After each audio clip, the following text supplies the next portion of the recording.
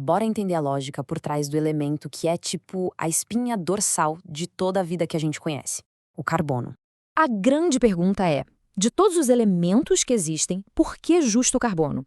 O que ele tem de tão especial para ser a base de tudo, para construir essa complexidade toda dos seres vivos?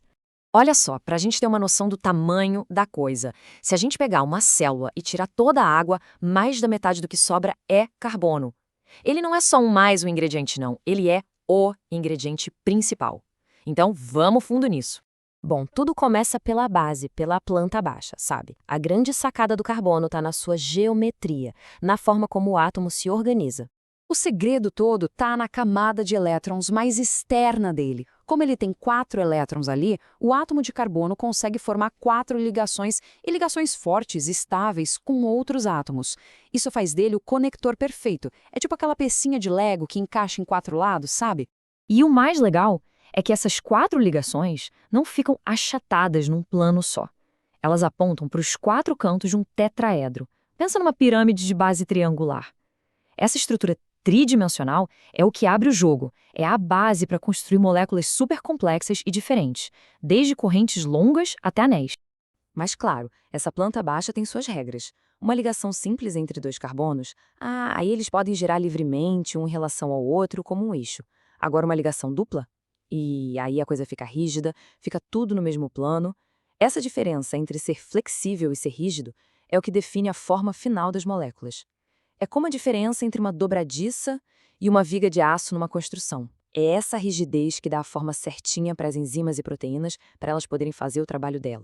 Ok, então, se o esqueleto de carbono é a estrutura, a gente pode pensar nos grupos funcionais como aquilo que dá personalidade para cada molécula, o que dá a função dela. Essa analogia é ótima, né? O esqueleto de carbono dá o formato geral, mas são esses grupinhos de átomos pendurados ali que interagem com o resto do mundo. São eles que fazem a química acontecer de verdade. Olha só alguns exemplos. Um grupo hidroxila, por exemplo, deixa uma parte da molécula polar, ou seja, com uma carguinha elétrica que faz ela gostar de água. Já um grupo carboxila funciona como um ácido, e um grupo amino como uma base. É como se a vida fosse adicionando esses acessórios no esqueleto de carbono para criar um monte de moléculas com funções e comportamentos completamente diferentes.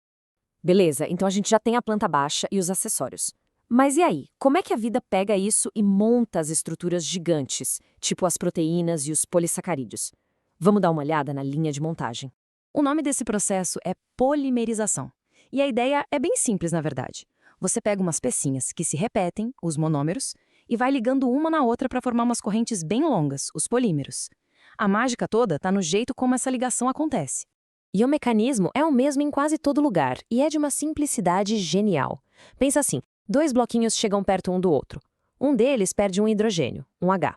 O outro perde uma hidroxila, um OH. Juntando H com OH, o que a gente tem? Água.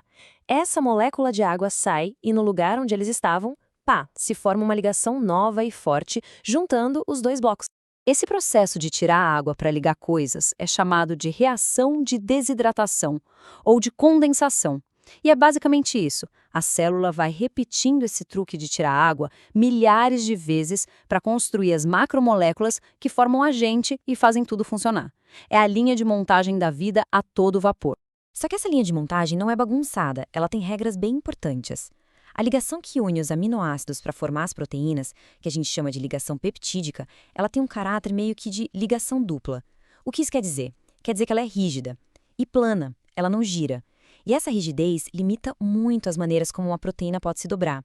Ela meio que força a proteína até aquelas formas tridimensionais específicas que são vitais para o funcionamento dela. E agora a gente chega numa das partes mais doidas e misteriosas da química da vida. Uma escolha de projeto muito, mas muito específica. Imagina só um bloco de montar que tem o gêmeo que é a imagem dele no espelho. Tipo a nossa mão esquerda e a nossa mão direita. Elas têm as mesmas partes, os mesmos dedos, tudo igual. Mas pode tentar aí, não dá para sobrepor uma na outra perfeitamente. Na química, o nome disso é quiralidade.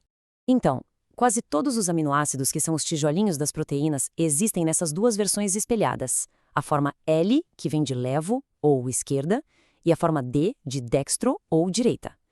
No papel, em 2D, elas parecem a mesma coisa, mas no espaço 3D elas são imagens espelhadas que não se encaixam. Quimicamente, são idênticas, mas para a biologia, essa diferença é tudo. E é aqui que está o grande segredo. Por algum motivo que a gente ainda não sabe direito, a vida aqui na Terra tomou uma decisão drástica. Para construir absolutamente todas as proteínas, ela usa só aminoácidos da forma L, a forma canhota. Essa escolha por um lado só é um dos maiores mistérios da biologia. Sério. Não tem um motivo químico óbvio para isso. Mas, uma vez que essa escolha foi feita lá no começo, virou lei. Tentar construir uma proteína misturando as mãos D e L simplesmente não funciona. Não daria as estruturas estáveis e funcionais que a gente precisa para viver. Então tá, vamos juntar todas as peças do quebra-cabeça e dar o veredito final. Porque o carbono é o grande arquiteto da vida. A real é que não é uma coisa só que torna o carbono especial. É a combinação de tudo. Ele tem uma geometria 3D estável, ele pode ser decorado com grupos funcionais para criar um monte de personalidades químicas diferentes, ele usa um método de montagem que é simples e se repete em todo lugar, e ainda por cima permite uma escolha consistente, usando só os canhotos, o que garante estruturas organizadas. É esse pacote completo que faz dele, assim, insuperável.